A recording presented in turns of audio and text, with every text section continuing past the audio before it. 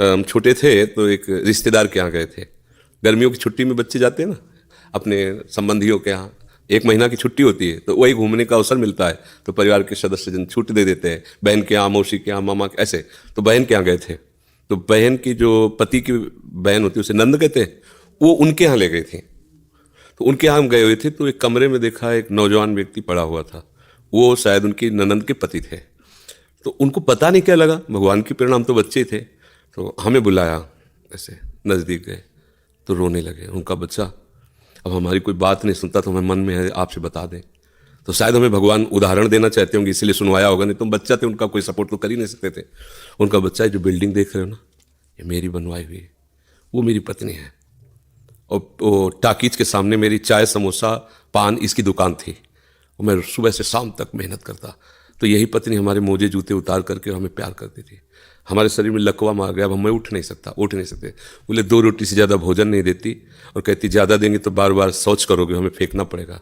बोले हमको मारती भी है, हमसे बात नहीं करती, चिल्लाते रहते हैं हमारे सामने, और दूसरे पुरुष को बुलाती, बात करती ऐसा। बोले किससे कहूँ, अगर कहूँ तो ये मारेगी आकर के, कहना नहीं। तो हम बच्चे थे पर वो बात हमारे दिमाग में, हम बार बार सोचा इस विषय कि मेरे से क्यों कहा। तो शायद मुझे शिक्षा भगवान दिलाना चाहते थे, एक उदाहरण हमारे दिमाग में। देखो ये वो बता रहा है कि जब मैं कमा के आता था तो मेरे जूते मुझे उतारती थी, मुझे प्रेम करती थी। आज वही पत्नी है, मेरा ही सब वैभव है, मुझे रोटी भर पेट नहीं, क्योंकि लकवा मार गया, शरीर बेकार हो गया, अब वो पड़ा ऐसे। अब उस व्यक्ति का कौन मित्र होगा, कोई प्यार से बात, तभी तो हम बच्चे थे, हमें बुलाया, कोई प्यार से बात नहीं कर सकता। वही व्यक्ति है जिसने अपने जीवन को सजाने की चेष्टा की। लेकिन एक मित्र है जिसको नहीं जानता था, इसीलिए अगर उस मित्र को जानता होता तो उसको रोना नहीं बनता, वो केवल उसी से बात करता और जीवन बदल जाता। वो कर तुम अकर तुम अन्यथा कर तुम, सच्ची मानो।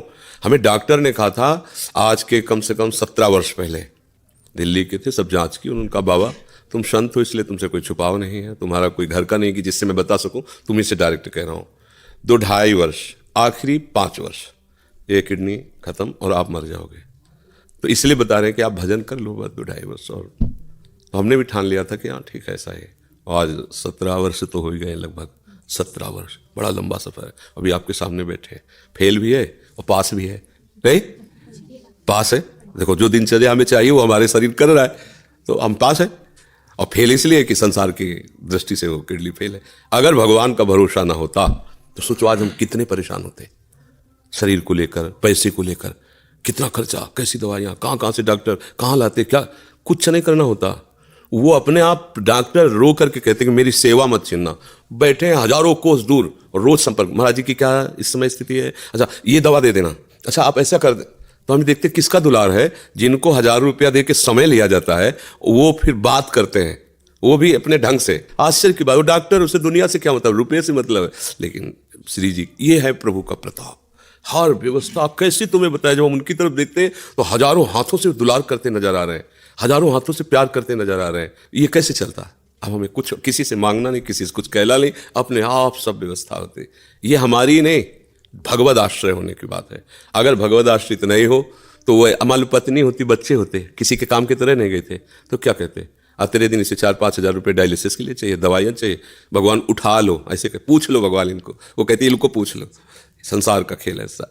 तो ये हम कोई तुम्हें कहानी नहीं बता रहे, सच्ची बात कह रहे। अभी अंधकार है और भगवान का आश्रय ले लो, आनंदित रहोगे। आज आपको नहीं समझ में आएगा, किसान खेती बोता है तो तुरंत फसल नहीं काटने को मिलती, थोड़ा समय लगता है। ऐसे आप अपने जीवन को भगवान में समर्पित कर दो, नाम जप करो, रहो उसी संसार में, वैसे ही रहो। ये नहीं कहते बाबा जी बनो, गंदे आचरण मत करो, गंदा नशा मत करो, गंदा व्यवहार मत करो, भगवान इसी से प्रसन्न हो जाएंगे। आप ज्यादा जब तक भले मत करो पर गंदे आचरण मत करो, और भगवान का सहारा वो सब कुछ संभाल लेते, बहुत समर्थ है।